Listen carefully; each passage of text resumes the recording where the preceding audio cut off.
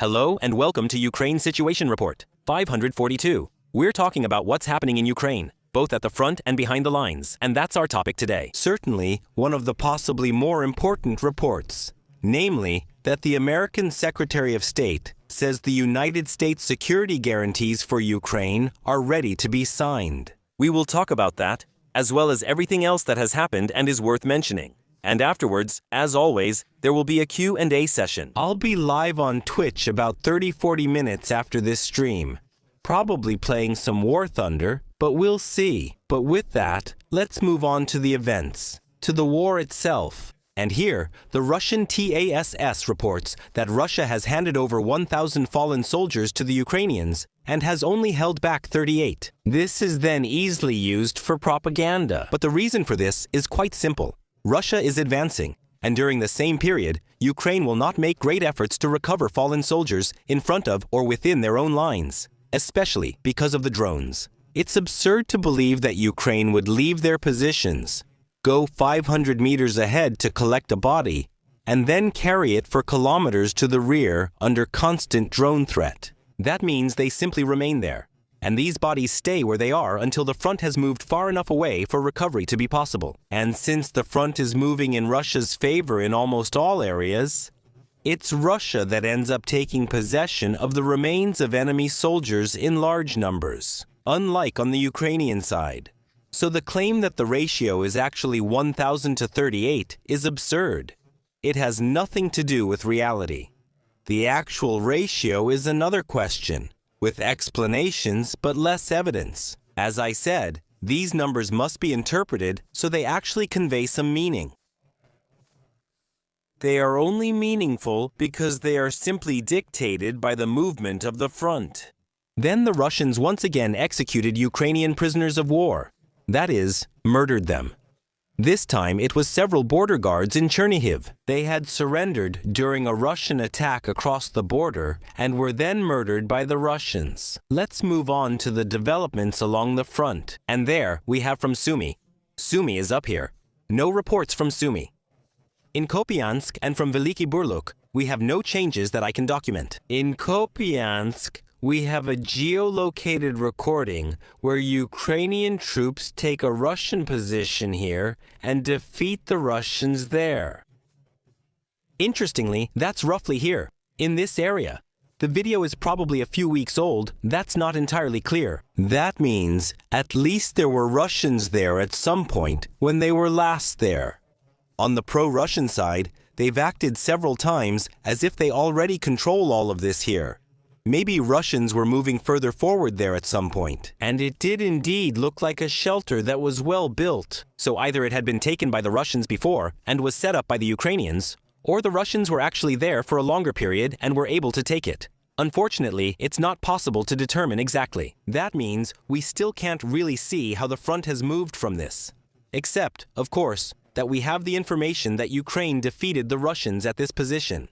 Meanwhile, the Russians have been geolocated during further advances. Here and here, we have them in Petropavlivka, up to the road. And that's roughly here and here at this point. These are probably infiltrations, meaning likely individual soldiers moving around there. The Russians are already reporting Petropavlivka as captured. So I can't say for sure whether they might be right about that. But we've talked about this often. We can briefly go over it again here. In the current course of the war, in the current situation, small groups of Russian soldiers are crossing the front and sometimes appearing many kilometers behind the front, filming themselves there. They are being fought by the Ukrainians there, and accordingly, the position of a Russian soldier 5 kilometers behind the previous front line by no means necessarily means that the front has moved. This also makes working with geolocation harder, but we know the Russians were active in Petropavlivka. However, that's not all. We also have them. That was Petropavlivka. We also have them here, here, and here in Odoli. That means the Russians were not only here, but also roughly in this direction.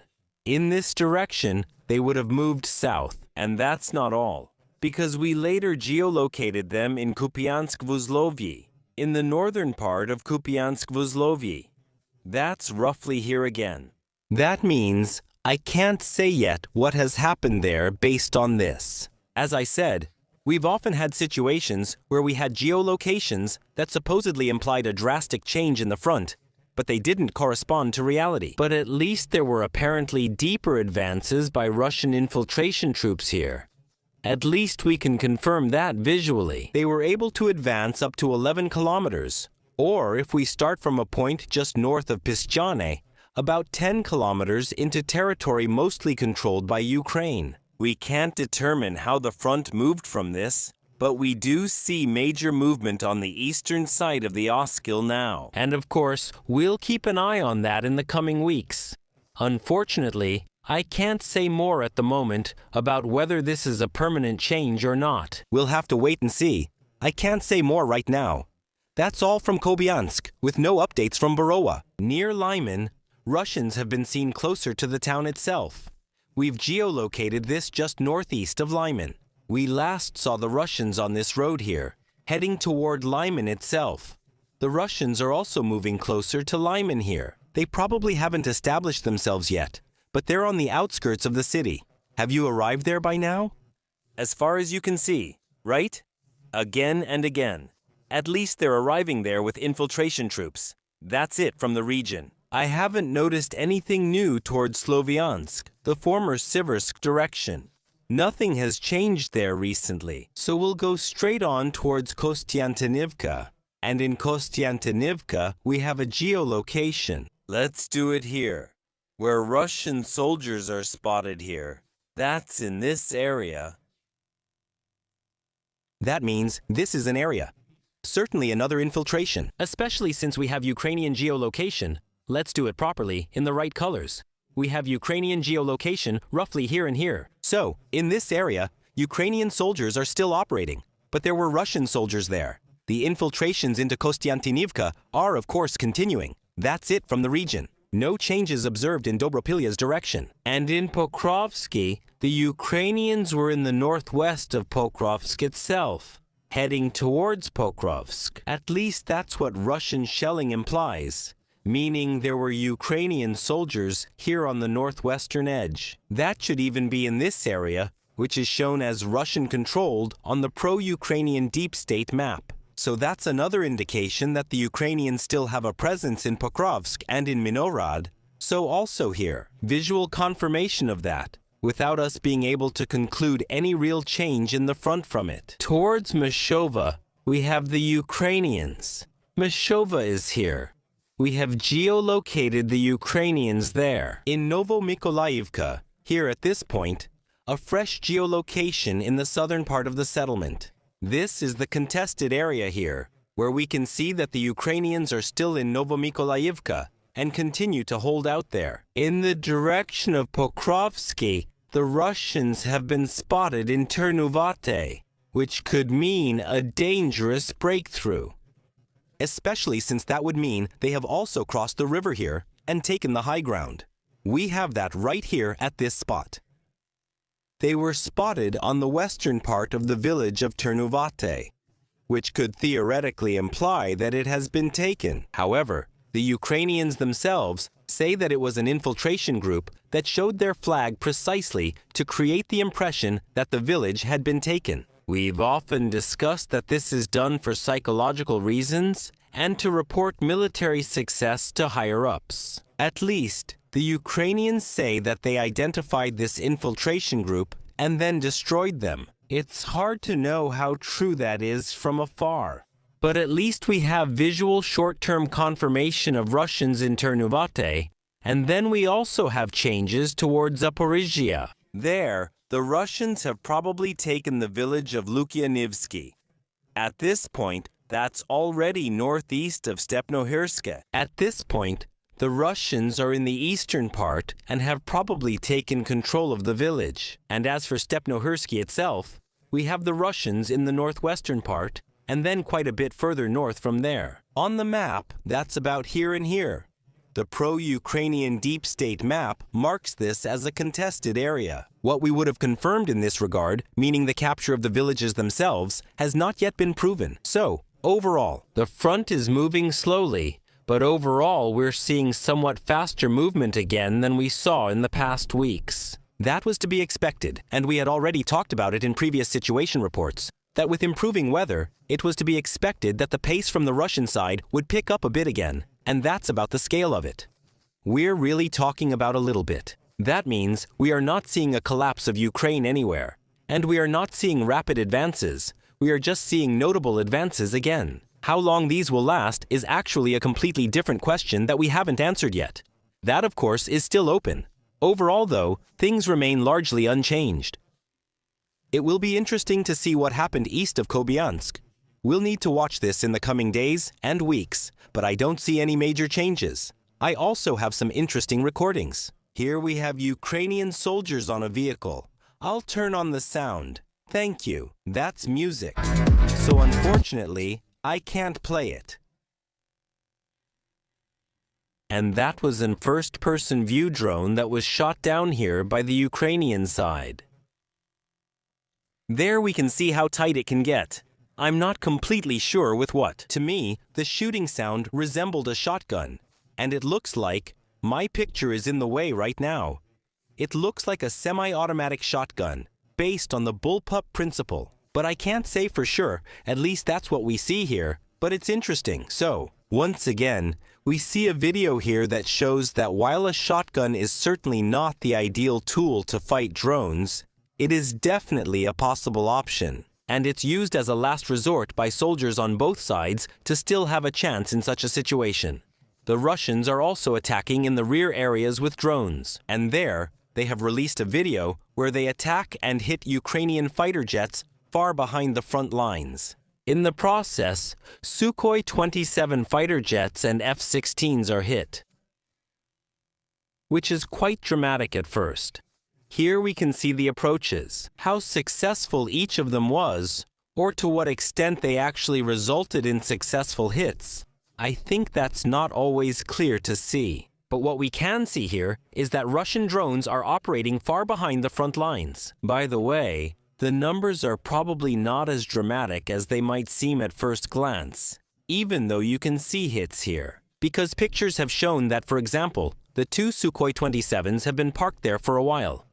This could be an indication that they were not operational. Most observers also say the F-16s weren't operational, nevertheless, of course. So even if, in this case, aircraft were destroyed that were decoys, fake targets, or not operational, it's only a temporary reassurance. The fundamental problem that such drone attacks can be carried out by the Russian side far behind the front lines, of course, still remains. And that's mainly because the Russians are starting to use Starlink systems on these drones. We'll come back to that in a moment. But we also have a report from Ukraine that they have arrested Federal Security Service agents in Odessa who were planning to carry out attacks on Ukrainian soldiers. That means this is also happening on the Ukrainian side. Of course, not just on the Russian side, that agents are active there. And we also have a video here from Serhiy Flash, or rather images, where he shows that the Molnia drones, those are first-person view drones. The fixed-wing ones are not quadcopters. Greater range, that these are used with Starlink and 50 kilometers behind the front. And here it must be clearly said, this is of course a huge problem for Ukraine. Behind the front, it means that the danger zone, the zone in which, from the Russian side, Ukrainian supplies can be endangered, is drastically increased. That's also where long-range artillery and supplies are stationed, putting both at risk. If Russians apply this consistently and Ukrainians lack countermeasures, it will seriously threaten Ukraine. There's no way to sugarcoat that. Interpretation you can draw from that. If these aren't just isolated cases, but if the Russians manage to use this on a large scale, it will be a big problem. And now we have a few more pictures here that I forgot to show you earlier. This is near Kherson. I think it was a road where drone protection fences were knocked down. Of course, that means in this case, there's no protection there. But that would also mean that such fences would have to be installed much deeper behind the front lines than before. Of course, that's a huge effort again, and makes the problem even worse. But that's not all. Here we have an attack on a Ukrainian vehicle, and it has been geolocated here. Again, with an first-person view drone, and just for orientation. Here we have Pokrovsk, which means that up to here and there, their first-person view pilots are not realistically present yet. They're a bit further back, and that's 70 kilometers depending on how far it is from the front. I read that it's 79 kilometers behind the front. So that shows how far targets can now be attacked from the Russian side. That will be a big challenge for the Ukrainian side, but the Russian side also faces challenges, because they have. Recruitment is a problem. I've mentioned it repeatedly. I'm posting a video about it for you right now. If you're not new, you know the videos. With the Russians, the quantity of recruits is more or less what they want, but the quality hasn't been there for a long time. We've talked about how the Russians have practically lifted almost all the diseases that used to prevent someone from being recruited. Sometimes real invalids reach the front. Alcoholics, drug addicts, people with severe health impairments who are physically not capable at all, some of whom are far too old. The Russian side is recruiting all these people, which might be enough for infiltration, where a high loss rate is expected. But that doesn't mean you can use such people in high-quality positions. And so Meduza, the opposition media outlet, reports here that Russian universities, that students there are receiving messages saying they have failed and are now being expelled from the university. However, the decision to expel them would not be implemented for 3 days, so that the students would have time to consider an offer from the Ministry of Defense. Here we come to what I mentioned in the last situation report, that the Russians are now trying to recruit highly educated, young, fit people for drone units. In this offer, which is being made to the students here, a very well-paid job as a drone pilot is being offered. We're talking about 60,000 to 70,000 euros per year, which is already a very solid amount in Germany. But of course, it's an even bigger sum in Russia, and these jobs are being offered with the corresponding guarantees from the latest situation report, meaning guaranteed discharge after 1 year, no voluntary contract is signed, and no deployment with the infantry. That means they are guaranteed not to be transferred to another unit. To reassure them, no, you won't be sent into any meat assaults, as the Russians and Ukrainians call them. A deployment about 20 kilometers behind the front, which should mean less danger and no automatic extension of the contract, etc. Last time, we already mentioned that lawyers say this is actually irrelevant, because the moment they are on site, the partial mobilization applies to them and automatically extends every contract, so they can sign whatever they want. That won't protect them from being transferred to other units, and it won't protect them from being kept in the military. But at least that would be the explanation for why they wouldn't notice it for a year. Those who agree to it. So we see here, once again, the Russian side is working on improving their personnel, doing what they can within their own means. From the political sphere, we have a Reuters report here, and there, Rubio was asked whether an agreement had already been reached on security guarantees with Ukraine, from both the Americans and Ukrainians. And then he responded by saying, "I think you could argue that from our side. We're agreed to." So it's obviously from our side, meaning the Ukrainians and the Russian side, and obviously the Russians would also have something to say. I read elsewhere that the security guarantees were said to be ready for signing. It must be clearly stated here that this only means so much. The United States had at times also referred to investments in Ukraine as security guarantees. You may remember the early talks on the raw materials agreement, when the Americans argued their investment in Ukraine would essentially guarantee security. And here it must be seen that the relationship of these security guarantees is understood. The United States of America, and this is important, it is out of the question that the United States of America would go to war against a nuclear power for Ukraine, especially not under Trump, but also not under other presidents. That means it simply will not happen. It doesn't matter what the treaty says, or how it's like Article 5 of NATO. Even Article 5 only states that support will be provided. It doesn't say you have to send every soldier you can muster, but rather support. In theory, it could be a container full of Bibles so people can pray. It's important to understand what an American security guarantee really means. And even if some things in the text sound interesting, what really matters is the fine print, and above all, whether it can actually be implemented. And the idea that the Americans would commit themselves in such a way that no government could wriggle out of it, that they would commit to going to war against Russia for Ukraine under certain circumstances, is, realistically speaking, simply unrealistic. We must remember this to avoid deceiving ourselves with false hopes.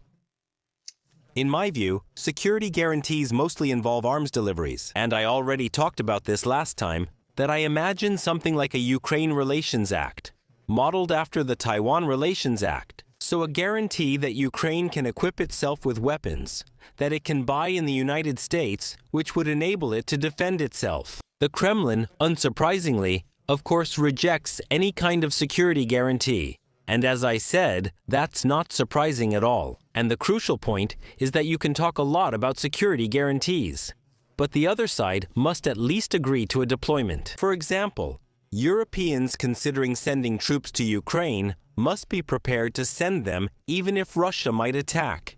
And this must be understood. Currently, there is no pressure on the Russians that would make them agree to anything causing serious problems for themselves. The Russians agreed to a ceasefire on energy infrastructure until February 1st. After that, we can check the weather forecast for February 1st. In Kiev, the weather will be much colder than in recent days. And a week without attacks on the energy infrastructure, when it was largely destroyed, is of course free for the Russians in that context.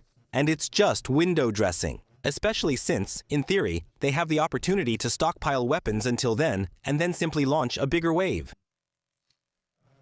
Russia, as reported here by The Telegraph, I believe it was The Telegraph exactly, that Russia is helping at Oreshnik. I should probably mention that as well, because some of you may have read about it. But here we have to make it clear. Not Russia. China is helping Russia at Oreshnik. That shouldn't be surprising. That's nothing new. Russia gets many components for its weapon systems from China. Some of the drones, for example, are pre-assembled. Even attack drones have components coming directly from China, from the Chinese side.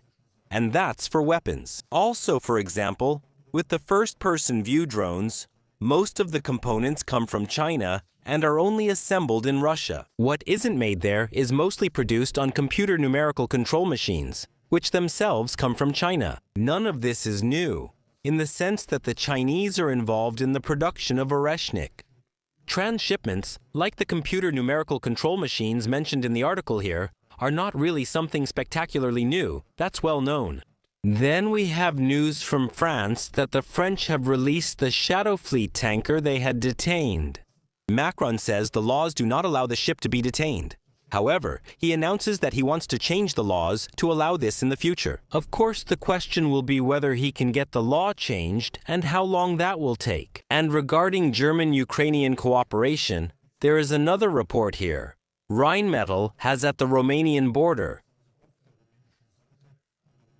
built a hall for Ukraine where the martyrs are to be serviced in the future, which of course is within the security of NATO territory, but allows the Ukrainians to maintain the Martyr 1 A3 as it should. In the meantime, 140 have been delivered, of which of course some have been lost. But overall, Ukraine has received over 100, so that should increase operational readiness.